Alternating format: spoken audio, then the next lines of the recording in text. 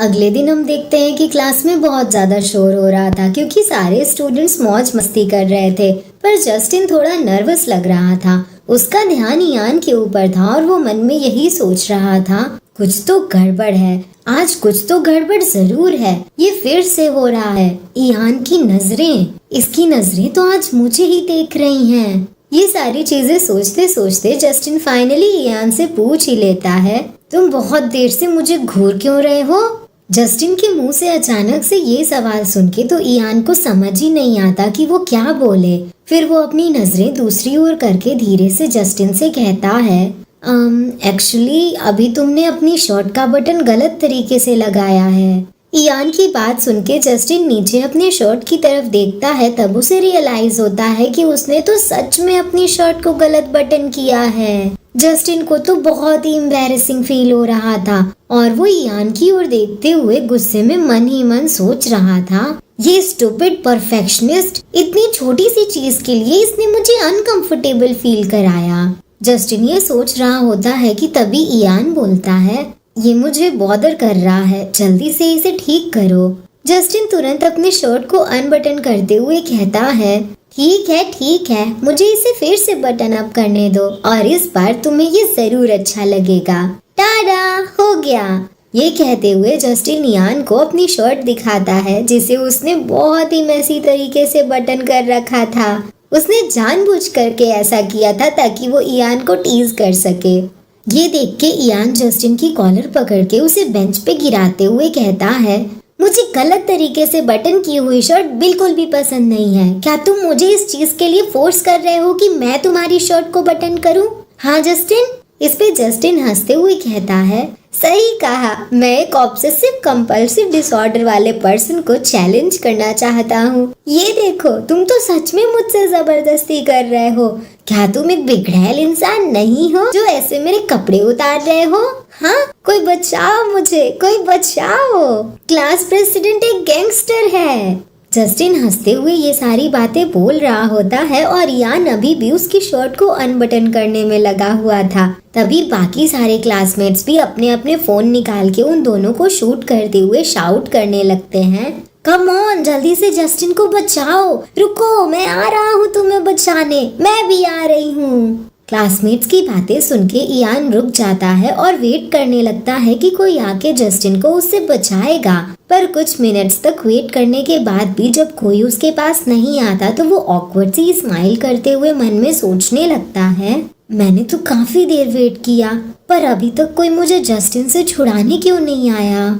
अरे यान, कोई भी तुम दोनों को रोकने नहीं आने वाला। सारी लड़कियां तुम दोनों के ब्रोमांस की फैन गर्ल्स बन चुकी हैं और यही वेट कर रही हैं कि कब तुम पूरी तरह से जस्टिन की शर्ट खोल दो।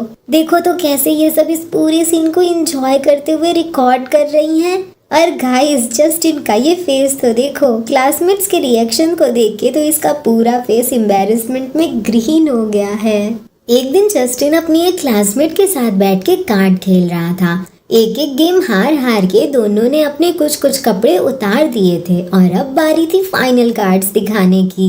जस्टिन अपनी क्लासमेट से कहता है, विनर डिसाइड करने का टाइम आ गया है, अपने कार्ड्स दिखाओ। इस पे उसकी क्लासमेट बोलती है, अगर देखा जाए तो कपड़े उतारना और चेहरे पे लिखना तो बहुत ही वीक पनिशमेंट है, क्या इस बार हम कुछ बड़ा करें? जस्टिन पूछता है, इससे भी बड़ा? पर क्या?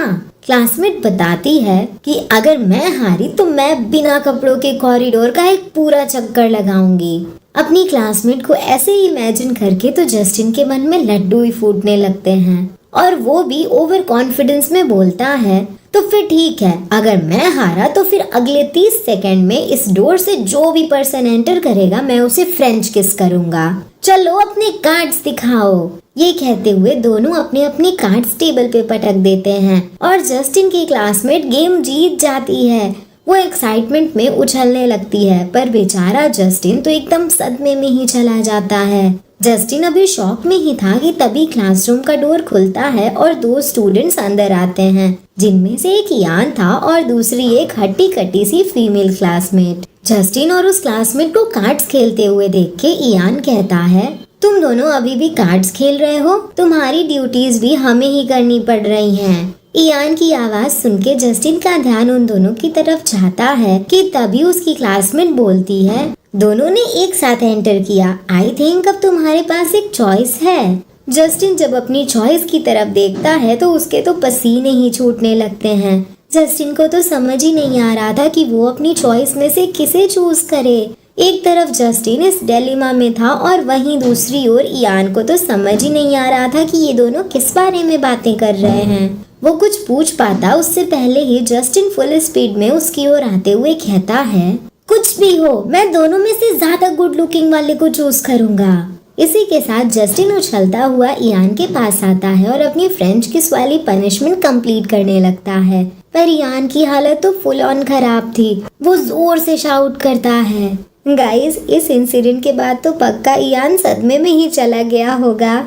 एक दिन इयान क्लास में बैठ के कुछ रीड कर रहा होता है। तभी जस्टिन अपनी चेयर से उठ के इयान की डेस्क की ओर आते हुए पूछता है, हे इयान, अगर तुम फ्री हो तो क्या तुम मेरी हेल्प। जस्टिन की बात अभी कंप्लीट भी नहीं हुई होती है कि तभी पीछे से एक और लड़की जस्टिन को साइड पुश करते हुए इयान के पास आके बोलती है, क्लास प्रेसिडेंट, मेरे पास एक क्वेश्चन है जो मुझे समझ नहीं आ रहा, क्या तुम मुझे समझा सकते हो।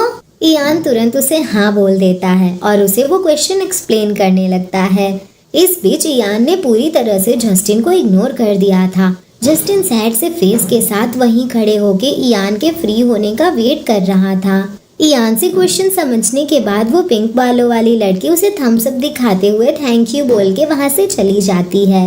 इयान भी हैप्पी फेस के साथ उसे वेलकम बोलता है। इयान के फ्री होते ही जस्टिन उससे कहता है, इयान, क्या तुम मेरी भी हेल्प कर सकते हो। जस्टिन अभी ये बोल ही रहा होता है कि तभी एक ग्रीन कलर के बालों वाली लड़की इयान के पास आके उसे अपनी साइंस रिपोर्ट दिखाते हुए बोलती है, क्लास प्रेसिडेंट, मुझे समझ नहीं आ रहा कि साइंस रिपोर्ट को मैं कैसे लिखूं, प्लीज मेरी हेल्प करो। इतना कहते ही इयान फिर से जस्टिन को इग्नोर करते हुए उस ग्रीन बालों वाली क्लासमेट को एक्सप्लेन करने लगता है कि उस रिपोर्ट को कैसे लिखना है। इयान को ऐसे एक्ट करते हुए देख के जस्टिन का मुंह फिर से बन जाता है, पर फिर भी वो हार नहीं मानता और उस लड़की के जाने के बाद इयान को याद दिलाता है कि अब मेरी बारी है। जस्टिन ने अभी इतना बोला ही था तभी एक और क्लासमेट आ जाता है इयान से क्वेश्चन पूछने, और उसके जाने के बाद फिर से एक क्लासमेट इयान के सामने आके बैठ जाता है ये पूछने के लिए कि क्लास प्रेसिडेंट, तुम कौन सा शैम्पू यूज करते हो, ये तो बहुत अच्छा स्मेल कर रहा है। अब तक तो जस्टिन का पेशेंस पूरी तरह से खत्म हो चुका था। वो गुस्से में शाउट करते हुए इयान से पूछता है, इयान, मेरी बारी कब आएगी, क्या मैं इम्पोर्टेंट नहीं हूँ। जस्टिन को ऐसे फ्रस्ट्रेटेड देख के इयान प्यारी सी स्माइल करते हुए उससे कहता है, आई एम रियली सॉरी कि मैंने तुम्हें इतना वेट कराया। बताओ तुम्हें किस चीज में मेरी हेल्प चाहिए।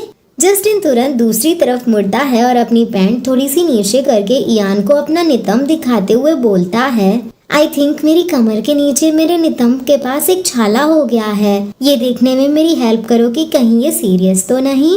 जस्टिन की ये बात सुन के तो इयान थोड़ी देर तक कुछ बोल ही नहीं पाता और फिर उसकी सारी फ्रस्ट्रेशन एक ही साथ बाहर निकलती है और वो जोर से शाउट करते हुए कहता है, भागो यहाँ से।